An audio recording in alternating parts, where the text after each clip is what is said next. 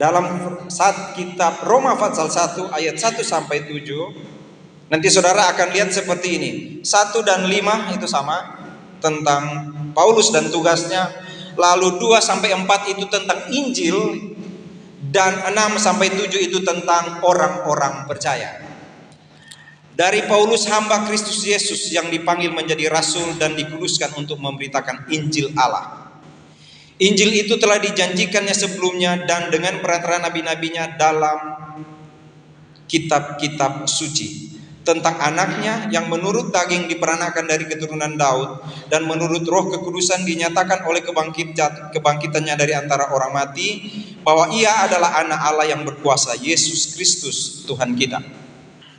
Dengan perantaranya kami menerima kasih karunia dan jabatan rasul untuk menuntun semua bangsa supaya mereka percaya dan taat kepada namanya. Kamu juga termasuk di antara mereka, kamu yang telah dipanggil menjadi milik Kristus. Kepada kamu sekalian yang tinggal di Roma, yang dikasihi Allah, yang dipanggil dan dijadikan orang-orang kudus, kasih karunia menyertai kamu dan damai sejahtera dari Allah Bapa kita dan dari Tuhan Yesus Kristus. Dari hamba Kristus, Paulus. Saya katakan tadi, saya cuma menghayal bagaimana kalau kita nanti lakukan seperti ini dalam pelayanan. Bagaimana kalau ada liturgos seperti ini, bagaimana kalau ada pembaca Alkitab, bagaimana kalau ada ini dan ini dan ini. Tetapi hari ini Tuhan sedang menunjukkan kepada saya dan kepada kita, Dia sedang berkata seperti ini. Itu dalam hati saya. Sony, pelayanan ini saya ngatur. Pelayanan ini saya ngatur. 44 tahun saya sudah atur. Kamu baru 5 bulan di sini mau belagu. 44 tahun saya sudah atur pelayanan di sini. Kamu baru 5 bulan mau belagu di sini. Saya atur dan Tuhan atur. Bukankah kita harus bilang terpujilah Tuhan Yesus? Karena Dia baik. Karena Dia melakukan apa yang Dia mau lakukan. Kenapa ada Protestan? Nanti sebenarnya bulan Oktober, mungkin kita perjamuan nanti bulan Oktober. Harusnya hari ini kita perjamuan sama-sama dengan Protestan. Saya pikir-pikir, bagi nanti saya usul loh gimana kalau bulan Oktober. Tapi kan saya baru bilang tadi, nanti Tuhan yang akan kurang lebih dulu. Jangan-jangan September kita ulang tahun. Ulang tahun. Jangan-jangan September kita perjamuan. Ya. Ada Protestan karena ada kitab Roma. Seorang hamba Tuhan bilang gini, ketika ditanya, jika Alkitab harus lenyap dan Anda disuruh memilih satu kitab, Anda pilih kitab mana? Dan hamba Tuhan itu bilang, saya pilih kitab Roma. Kalau semua akan diambil oleh orang dan hanya mau ditinggalkan satu kitab padamu, engkau pilih kitab mana? Dia bilang kitab Roma. Karena kitab Roma itu adalah kitab Alkitab kecil. Alkitab kecil. Muncul Protestan karena Martin Luther katakan sebagai protes kepada gereja Katolik Roma, dia bilang hanya oleh iman. Hanya oleh iman, sola fide. Bukan dengan lain-lain. Dan itu sebabnya ada Protestan, karena dasarnya dari kitab Roma. Semoga kita akan sampai pada ayat 16 dan 17 tentang Injil adalah kekuatan Allah. Sekarang kita masih di ayat 1 sampai 7. Saya katakan tadi 1 dan 5 sama. Dipanggil dan dikuduskan Tuhan. Saudara lihat ini. Dari Paulus hamba Kristus Yesus yang dipanggil menjadi rasul dan dikuduskan untuk memberitakan Injil Allah. Dengan perantaranya kami menerima kasih karunia dan jabatan rasul untuk menuntun semua bangsa supaya mereka percaya dan taat pada namanya. Saudara lihat kata yang Paulus gunakan pertama. Dari Paulus, hamba Kristus Yesus. Doulos, Jongos. Cuman disuruh dengan menggunakan kaki. Nggak perlu lihat wajah Tuhan, itu hamba. Satu waktu seorang ibu bilang pada saya, Pak Sony, jangan bilang hamba Tuhan lah Pak Sony. Nggak cocok Pak Sony hamba Tuhan. Jangan bilang hamba Tuhan. Karena kalau hamba itu Pak Sony, berat loh jadi hamba. Jadi saya harus bilang apa? Pak Ibu, Bapak mendingan bilang PGGAA. Oh iya Ibu, terima kasih. saya PG GAA. Jadi kalau Bapak, kalau bilang ke teman-teman Bapak itu, kami para hamba Tuhan itu nggak terlalu, yang hamba itu cuman Paulus. Selebihnya itu, aduh, bagaimana ya? Saya bilang, oh iya, kami PG, saya PG. Karena kalau ketika dia mengatakan dia adalah hamba Kristus Yesus, dia bilang dulu posisinya ada di bawah. Dia bilang kepada jemaat yang belum pernah bertemu dengan dia. Dia katakan kepada jemaat di Roma, sama dengan di Kolose, sama dengan di kitab-kitab yang lain, saya adalah hamba Kristus Yesus. Saya ada di bawah dari kamu. Saya adalah pelayan. Pelayan yang harus melayani terus-menerus. Tuhan Yesus bilang, kalau engkau mau bekerja sebagai hamba, jangan dikira kalau engkau sudah pulang dari ladang, lalu engkau akan sampai di rumah dan bilang, saya mau istirahat, saya sudah capek dari ladang. Tidak seperti itu. Kalau engkau hamba, ketika engkau sampai di rumah, engkau capek dari ladang, lelah, sakit mungkin, kehujanan. Tapi kalau engkau sampai di rumah dan Tuhanmu bilang, masakin air panas buat saya karena saya mau mandi, engkau harus lakukan itu. Itu hamba. Ibu itu bilang pada saya, memang Pak Sony bisa begitu? Saya bilang, nggak bisa Ibu.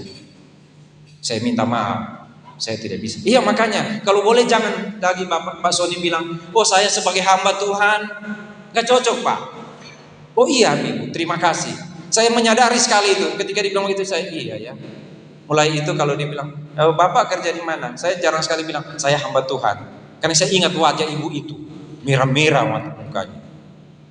Jangan bilang hamba, nggak cocok Pak Sony. Oh iya Ibu. Saya mau nangis tapi malu waktu itu. Mau ketawa nggak boleh, karena hamba nggak boleh ketawa loh Pak Sony. Oh iya. Lalu saya khotbah, dia berdiri lagi, dia bilang, Pak Sony, kalau khotbah tuh jangan main-main, yang disampaikan firman Tuhan aja, nggak usah pakai main-main. Oh iya Ibu, terima kasih. Minta maaf Ibu, saya PG. Itu begitu, bukan hamba. Oh iya Ibu, terima kasih. Satu waktu dia sakit. Lalu dia panggil, dia telepon saya, Pak Sony boleh datang nggak di sini? Kenapa? Saya sakit, boleh berdoa nggak buat saya? Iya saya datang, lalu saya berdoa, Tuhan sembuhkan ibu ini. Lalu ibu sembuh, disembuh dia bilang, itu bagus, itu pekerja gereja begitu. Bukan hamba, itu pekerja gereja. Saya, iya terima kasih Ibu. Lalu satu waktu ketemu di satu acara besar, dan dia datang lalu dia panggil ke saya, Pak Sony, ikut nggak sama saya? Ada acara kami. Oke. Ketemu dengan teman-temannya kelas-kelas atas lah. Jadi kelas atas itu kelas 5, kelas 6, kelas 7. Ketemu. Lalu dia mau kenalkan saya kepada orang-orang. Nah ini saya mau tunggu. Dia mau bilang apa ini ke temannya. Lalu dia mau bilang gini, oh ini PG kami. Kan mereka nggak ngerti PG. Dia mau bilang, ini pekerja gereja kami. Mungkin dia malu kali. Hebat banget ya ibu punya pekerja gereja. Malu kan? Ibu orang besar lalu mau bilang, ini pekerja gereja kami. Kayak dia mau bilang begini, ini saya yang kasih hidup nih PG ini. Kan gitu. Akhirnya dia bilang ke temannya, oh ini hamba Tuhan kami. Saya bilang, puji Tuhan, diakui juga. Haleluya. So kalau dia bilang pekerja gereja, loh, susah saja. Memang nggak bisa. Kami tahu, sangat tahu, para hamba Tuhan juga pasti tahu, sulit sekali menggunakan hamba Tuhan. Sangat sulit. Tapi Paulus bilang kepada jemaat di Roma, saya adalah hamba Kristus Yesus. Hamba yang dipanggil menjadi rasul. Jadi bukan begini, rasul yang melakukan tugas sebagai hamba, bukan. Ini yang Paulus bilang, saya adalah hamba yang dipanggil menjadi rasul, menjadi saksi Tuhan. Dan untuk memberitakan Injil Allah. Itu Paulus. Hamba yang dipanggil jadi rasul, tapi diutus untuk pergi memberitakan Injil Allah. Kepada siapa? Kepada semua bangsa. Dengan perantaranya kami menerima kasih karunia dan jabatan rasul untuk menuntun semua bangsa. Satu waktu saya ketika baru bertobat, saya bertanya kepada seorang hamba Tuhan GAA, Bapak, kenapa Paulus bilang saya ada rasul untuk semua bangsa, tapi dia nggak pernah ke Irak? Kenapa dia ke Roma? Kenapa dia nggak pernah ke Paulus nggak sampai di Sanger waktu itu? Kenapa nggak sampai di Balikpapan? Kan untuk semua bangsa. Hamba Tuhan itu berdiri dan dia tepuk bahu saya, lalu dia bilang, ngana no, itu bahasa Yunaninya, ngana no tu pigi. Paulus berhenti sampai ketika dia dipancung, dan sekarang tugas kalian pergi. Kamulah yang akan pergi. Masih ingat yang saya bilang tentang Kolose ketika Paulus bilang, saya melayani Tuhan menyempurnakan penderitaan Tuhan, menyempurnakan penderitaan Tuhan Yesus. Karena Tuhan menderita sampai di salib. Sekarang sebagai hamba, engkau harus menderita memberitakan penderitaan Tuhan Yesus. Saudara tahu Injil itu apa? Berita sukacita, kan gitu. Injil adalah kabar baik. Kabar baik tentang apa? Injil itu adalah kabar baik. Kabar baik tentang apa yang harus disampaikan ke ujung dunia sana? Kabar baik tentang apa? Kabar baik begini, Tuhan bilang, Sony, oh bukan Sony waktu itu, Paulus, sampaikan kabar baik ini kepada semua manusia yang berdosa. Yaitu, kabar baiknya adalah anak saya mati. Anak saya harus digantung di kayu salib. Anak saya harus menderita. Itu kabar baik bagimu. Anak saya menderita. Kabar baik bagimu adalah anak saya yang tidak pernah menyakiti hati saya. Kabar baik bagimu adalah anak saya yang tidak pernah mengabaikan apa yang saya katakan. Dia sangat manis. Dia mengasihi saya, dia taat pada saya. Dia tidak pernah berubah dari apa yang saya katakan. Anak saya yang tunggal itu, anak saya yang tidak pernah sekalipun berpaling dari apa yang saya katakan padanya. Dia selalu manis di hadapan saya. Anak saya itu tidak pernah menuntut apapun dari saya. Anak saya itu datang padamu dan mati untukmu. Itu kabar baik yang engkau harus sampaikan. Saudara ngerti tentang Injil itu? Kabar baik itu adalah sakitnya Bapa ketika anaknya mati di kayu salib. Itu kabar baik. Sehingga kalau ada orang tidak menghargai itu, ya saya katakan dari kitab Ibrani, seperti menginjak-injak kepala anak Allah. 44 tahun kita sudah bicara tentang ini, dan kita tidak akan berhenti. Injil adalah kekuatan Allah yang menyelamatkan. Kekuatan dari apa? Karena anak saya mati untukmu. Tadi malam saya sengaja putar video di sini tentang para martir, orang-orang yang mati karena melayani Tuhan. Memang mereka tidak pantas disebut sebagai hamba Tuhan. Mungkin seperti itu. Tetapi kenapa harus bilang hamba Tuhan? Supaya selalu sadar, saya ini tidak punya apa-apa. Karena berita yang saya sampaikan adalah anak Allah mati untukmu. Mati untukmu.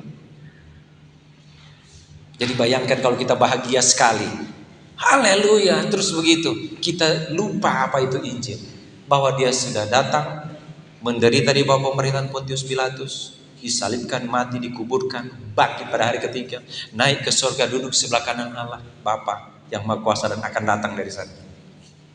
Itu Injil.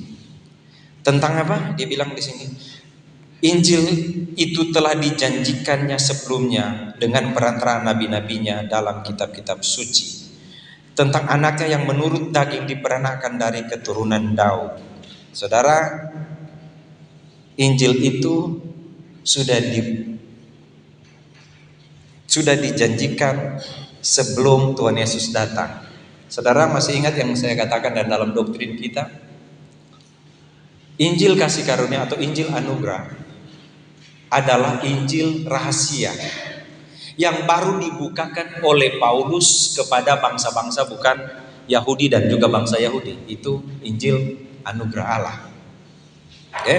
Paulus bilang begini, Injil itu sudah dibukakan, yang lama tertutup berabad-abad lamanya, ada di Allah.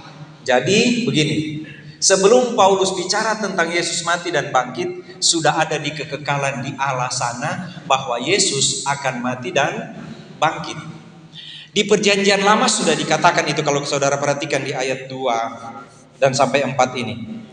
Injil telah dijanjikan sebelumnya dengan perantaraan nabi-nabinya dalam kitab-kitab suci. Saya suka berpikir begini, saya suka dengar juga hamba Tuhan ngomong seperti itu. Bayangin ya, nabi-nabi. Nabi-nabi dibilang begini kepada nabi-nabi, nanti akan datang raja, akan memerintah di kursi Daud, tahta Daud. Raja itu akan datang, dia akan datang raja kekal, Bapa yang kekal, raja damai itu akan datang. Dia akan duduk di kursi Daud, memerintah, kerajaannya kekal selama-lamanya. Sudah dibilang ke Nabi Yesaya, sudah dibilang ke Yeremia, sudah dibilang kepada nabi-nabi, tapi mereka tunggu-tunggu kapan itu mau terjadi. Nabi-nabi semua menunggu kapan mau terjadi. Bayangkan kalau dibilang gini, nanti Sony kamu akan ketemu dengan satu orang bos, dan dia akan kasih hadiah, dia akan berikan ini, dia akan lakukan ini. Saudara bayangkan nggak? Saya mungkin setiap kali anjing menggonggong, oh saya bilang, coba lihat, udah datang kali. Coba lihat, sudah datang kali. Ya kan? Seperti itu. Oh, pengen sekali. Nah, nabi-nabi seperti itu.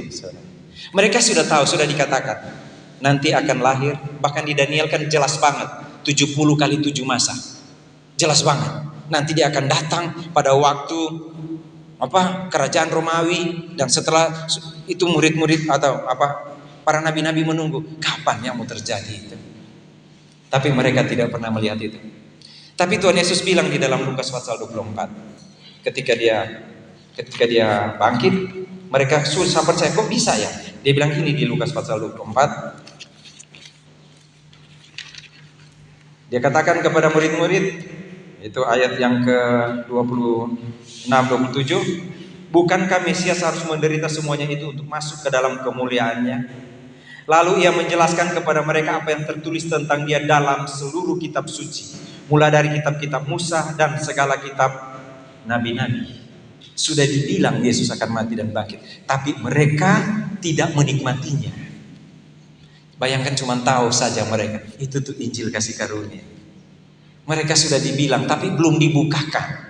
Orang Israel juga begitu. Kalian harus kasih domba ya, yang tak bercacat celah, supaya dosamu ditutupi Tuhan, supaya tiap tahun kamu berikan itu untuk pengampunan dosamu. Tapi satu waktu akan datang anak domba Allah yang menghapus dosa dunia. Mereka menunggu kapan itu ya. Itu yang dimaksud di sini, bahwa Injil itu sudah dijanjikan sebelumnya. Sudah ada dari perjanjian lama, tapi belum dibukakan. Bahkan kepada murid-murid juga mereka masih berpikir mereka di Yerusalem saja. Padahal Tuhan sudah bilang Yerusalem, Yudea, Samaria, dan sampai ke ujung bumi. Makanya Paulus bilang, aku adalah hamba Kristus Yesus, diangkat menjadi rasul untuk menuntun bangsa-bangsa lain. Dan dia bilang di situ, kamulah itu. Ayat 8, kamu juga termasuk di antaranya. Kamu termasuk di antaranya. Bahwa Yesus sudah mati dan bangkit. Bagi orang Israel dibilang di sini, anaknya, tentang anaknya yang menurut daging diperanakan dari keturunan Daud. Orang Israel sudah tahu itu. Dia akan datang sebagai keturunan Daud. Dan secara fisik, secara manusia, dia adalah keturunan Daud, dan mereka lihat itu, dia keturunan Daud. Sehingga mereka selalu berteriak, Yesus anak Daud, kasihanilah kami. Karena janji itu sudah dari awal, dia akan datang sebagai anak Daud, akan menjadi raja. Di kitab Matius dan Lukas pasal 1 dibilang itu, anak ini akan menyelamatkan umatnya. Dia akan duduk di tahta nenek moyangnya Daud. Dan Yesus lahir dari keturunan Daud. Israel lihat Yesus dari keturunan Daud, tapi itu dari keturunan Daud. Lalu ayat yang keempat dari Roma pasal 1 bilang, menurut Roh Kekudusan dinyatakan oleh kebangkitannya dari antara orang mati, bahwa ia adalah anak Allah yang berkuasa, Yesus Kristus Tuhan kita. Dia datang sebagai keturunan Daud, tetapi ketika dia mati, dan itu adalah Injil, dia bangkit. Dia tidak hanya untuk keturunan Daud saja, Tetapi dengan perantaraan kami menerima anugerah Allah dan jabatan rasul untuk menuntun semua bangsa supaya mereka percaya dan taat. Setelah mereka lihat Yesus sebagai keturunan Daud, Yesus mati dan bangkit. Yang lihat dia bangkit hanya sekitar 500 orang lebih. Tetapi berita yang disampaikan oleh rasul-rasul, apalagi Paulus, kepada dunia, bukan hanya Yesus sebagai keturunan Daud yang duduk di atas tahta, tetapi dia adalah menurut roh, dia bangkit dari antara orang mati dan duduk di sebelah kanan Allah Bapa di sorga. Itu Injil.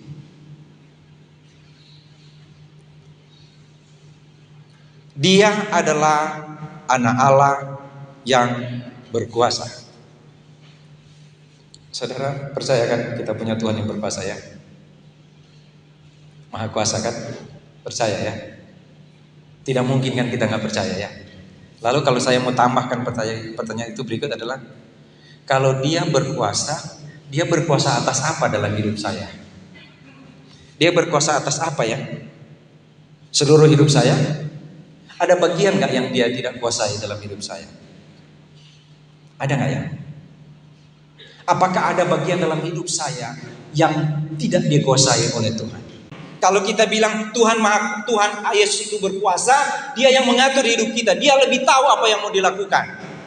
Itu Tuhan yang dibilang di sini, dia berkuasa, yaitu Yesus Kristus Tuhan kita. Kamu juga termasuk di dalamnya. Kamu adalah umatnya.